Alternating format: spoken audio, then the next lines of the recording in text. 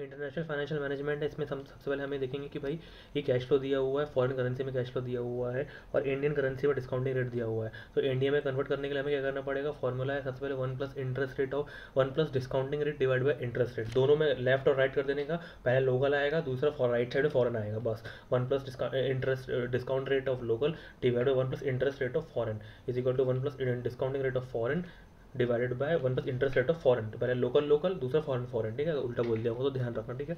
इसको डिस्काउंटिंग कर देंगे और पीवी से ये उसको मल्टीप्लाई कर देंगे तो बहुत अच्छा।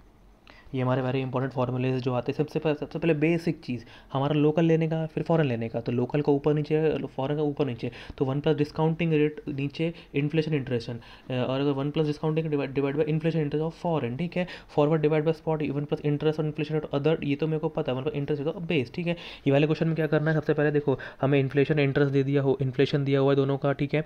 तो इन्फ्लेशन दिया हुआ है मतलब, और ये कौन सा टर्म है, रियल टर्म्स में दिया है, तो रियल को हमें इन्फ्लेशन में कन्वर्ट करना है तो हमें आता है, ठीक है। और ये जो नॉमिनल एज्यूम जो थर्ड डे का जो नॉमिनल कैश फ्लो है वो इनडेफिनेटली कन्वर्ट हो जाएगा, ठीक है। The year assume the year 3 nominal cash flow है विल कंटिन्यू इनडेफिनेट, मतलब कैपिटलाइज करना पड़ेगा। और 1 रुपीज़ ये काय में दिया होगा, इसको भी हम मानेंगे, ये भी रियल टर्म में दिया हुआ है, ठीक है। और 20% एज्यूम करेंगे कि ये नॉमिनल वैल्यू है, ठीक है। सबसे पहले हम क्या करेंगे, जो भी है इन्फ्लेशन उसको लिख लेंगे, ठीक है। वन ये 10% से बढ़ रहा है, ये 40% से बढ़ रहा है, ठीक है। अभी स्पॉट कितना 6 है, one plus inflation rate of other divide by base, ठीक है, ऐसे ये बन जाएगा। और ये 6 multiply by other divide base, 6 multiply by other divide base, ये ऐसा है, ठीक है। उसके बाद क्या जाएगा, हमारा ये बेसिक है, इसको हम लोग क्या कर देंगे, इसको ये रियल है, इसको नॉमिनल में कन्वर्ट कर देंगे, this multiply by this, this multiply by this, this multiply by this, ये हमारा इन्फ्लेशन वाले में आ जाएगा, ठीक है। उसके बाद हम क्या करेंगे, 2 लाख ये वहाँ की एनपीवी निकालना है हमको, तो ये फॉरेन कंट्री का है, इसको क्या करेंगे, इन्फ्लेशन से मल्टीप्लाई करेंगे तो नॉमिनल आ जाएगा, इसको इन्फ्लेशन से मल्टीप्लाई करेंगे तो नॉमिनल आ जाएगा, इसको इन्फ्लेशन मल्टीप्लाई नॉमिनल आ जाएगा, ठीक है। उसको इसको काय में कन्वर्ट कर देंगे, इंडिया में रुपीज़ में कन्वर्ट कर देंगे, तो ये इसे डिवाइड कर देंगे क्योंकि रियल ये नॉमिनल है तो ये भी नॉमिनल से कन्वर्ट करेंगे, ठीक है। तो इसको नॉमिनल से कन्वर्ट कर देंगे, इतने रुपये आ जाएगा। इतने रुपये में क्या करेंगे, नेट निकाल लेंगे हम, this minus this, this minus this minus this, तो ये हमारा नेट आ जाएगा, 3 साल तक का नेट आ जाएगा। अभी एज्यूम कर रहा है कि थर्ड ईयर, बात वही पड़ेगी, थर्ड ईयर से ये कांस्टेंट हो जाएगा, ठीक है। तो D1 अपन के ई माइनस जी, तो के ओ कितना है 0.2%, मल्टीप्लाई बाय फोर्थ ईयर का, तो फिफ्थ थर्ड ईयर में आ जाएगा, ठीक है। और 48164 का ये आ जाएगा। और नेट नुकसान मैं तो नहीं करेंगे एक्सेप्ट। ये बात तो हमें समझ में आ गई है कि रियल टर्म यानी जिसमें इन्फ्लेशन इंक्लूडेड नहीं है, नॉमिनल टर्म यानी जिसमें इन्फ्लेशन इंक्लूडेड है, ठीक है। ये वाला क्वेश्चन सेम पिछले वाले जैसा है, इसमें सब नॉमिनल वैल्यू में दिया हुआ है तो हमें कुछ नहीं करना पड़ेगा। सबसे पहले ये जो एक्सचेंज रेट है इसे हम कन्वर्ट फॉरवर्ड में कन्वर्ट करना पड़ेगा, सिंपल से forward divide by spot is equal one plus interest rate of other divide by base. Other कौन है, नेपाल है, हम बेस हैं, ठीक है। बस यहाँ पे MIRR निकालना है, वेरी वेरी ईजी। MIRR कैसे निकालेंगे, देखो यहाँ पे इतने रुपये हमको लगे थे, ठीक है, ये हमारा नेट जो भी अमाउंट था वो आया हुआ है, ठीक है। तो अभी हमें इसको हम 2 साल के इन्वेस्ट करेंगे 9% से, तो +9% यहाँ पर जाएगा, ठीक है। इसको हम एक बार इन्वेस्ट करेंगे तो +9% यहाँ पर जाएगा। ये तीनों को हम टोटल करेंगे तो 19.5338 आ जाएगा, ठीक है। This divide by initial investment 15.625 कर रहे हैं हम, ठीक है। तो इज इक्वल टू ये आ जाएगा 1.2502 √3 माइनस 1, ऐसे इसको हम सॉल्व कर लेंगे तो 7.22 आंसर आ जाएगा। एक ये सबसे बढ़िया इजी क्वेश्चन बोला है। सबसे रेवेन्यू कितना है, 10 मिलियन डॉलर का रेवेन्यू है, ठीक है। और देन उसके बाद देखो हम जो भी खर्चे हो रहे हैं सबको ऐड कर देने का, एंड देन उसके बाद -30% कर देने का, एंड देन उसके बाद -30% और कर देने का, ठीक है।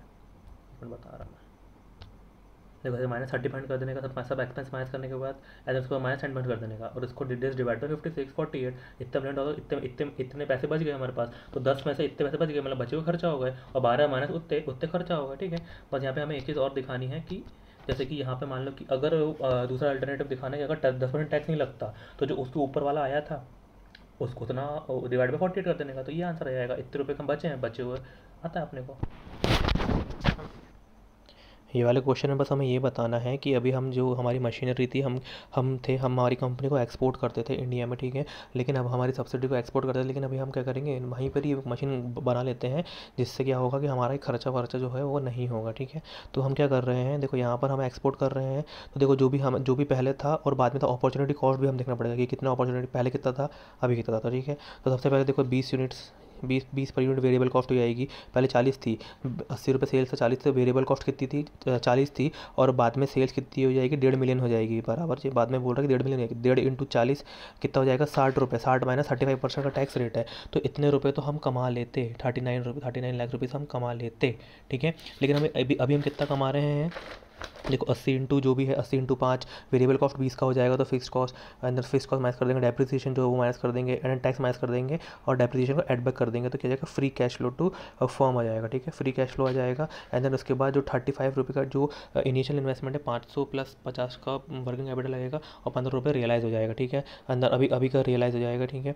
तो इंक्रीमेंटल 535 का हमें वर्किंग कैपिटल लग रहा है, ठीक है। एंड देन उसके बाद देखेंगे भाई 171 का तो 210 का तो लग रहा है, ठीक है, इतना हम कमाएंगे नेट, लेकिन इतना तो हम कमा लेते, तो एक्स्ट्रा कितना कमा रहे हैं, एक्स्ट्रा कमा रहे हैं 171, तो ये 5 साल तक कमाएंगे एक्स्ट्रा, और 35 at the end of the realize हो जाएगा ये, एंड तो टोटल 638 आएगा, और 535 का लगा हुआ है, तो इतना का हमारा पॉजिटिव है। देखो GDR वाला क्वेश्चन है, इसमें सिंपल कुछ नहीं बोला गया है, हमें क्या करना है, देखो सबसे पहले हम क्या करेंगे, इसने बोला है कि जो लिमिटेड क्या अगर 15 बिलियन चाहिए उसको 2% खर्चा करने के बाद इतने रुपये चाहिए, तो कितने रुपये चाहिए, 15 डिवाइड बाई 98%, इतने रुपये चाहिए उसको, ठीक है। एक GDR 300 रुपये का, तो 3 GDR कितने जाएंगे, 900 रुपये के हो जाएंगे, ठीक है। अभी 900 का बोल रहा है कि 10% लेस में इशू करेगा, तो कितने में इशू करेगा, 810 रुपये में इशू करेगा। और एक GDR इसको इशू प्राइस इंडियन रुपीज़ में है ना, ये इसको ये रुपीज़ में है, ठीक है। 1 GDR इज इक्वल टू, तो उसको कितने में डिवाइड 60 में कर देगा, तो ये 1 GDR इज इक्वल टू $13.5 में ये उसको मिलेगा वहाँ के लोगों को, ठीक है। अभी 15 इतने कितने GDR इशू करना पड़ेगा, दिस डिवाइड बाय दिस, इतने GDR हमें इशू करना पड़ेगा, ठीक है। अभी उसने पूछा है कि कितना प्राइस होना चाहिए, कि वो पूछा, ठीक है। तो कैसे निकालेंगे, जो डिविडेंड है 20 का, हम मानते हैं कि फेस वैल्यू 10 रुपये है, तो 10 3 शेयर, तो 10 मतलब फेस वैल्यू कितनी होगी, 30 रुपये हो गई, 30 का 20% 6 रुपये, तो 6 डिवाइडेड बाय, अभी हमें देखा 810 रुपये में तो हम वहाँ पे इशू कर रहे हैं, लेकिन क्या बोल रहा है कि इशू 2% का इशू है, विच इनिशियल एक्सपेंस 2%, तो कितने रुपये मिलेंगे, 810 इंटू माइनस 2%, 793.8 मिलेंगे, तो divide by 793 plus 20.6 divide by D1/P0 plus G। बस यहाँ पे ये समझ में नहीं आ रहा है, ये तो ये भी सेम क्वेश्चन है उसी का, बस यहाँ पे समझ में नहीं आ रहा है कि ये जो 441 माइनस कर देते हैं ना हम, तो ये यहाँ से माइनस कर देते हैं, ठीक है। 450 का हमने इशू किया था, 450 का हमें नेट प्रोसीडेंट GDR 441 होगा, इसलिए यहाँ पे ये लेते हैं, ठीक है।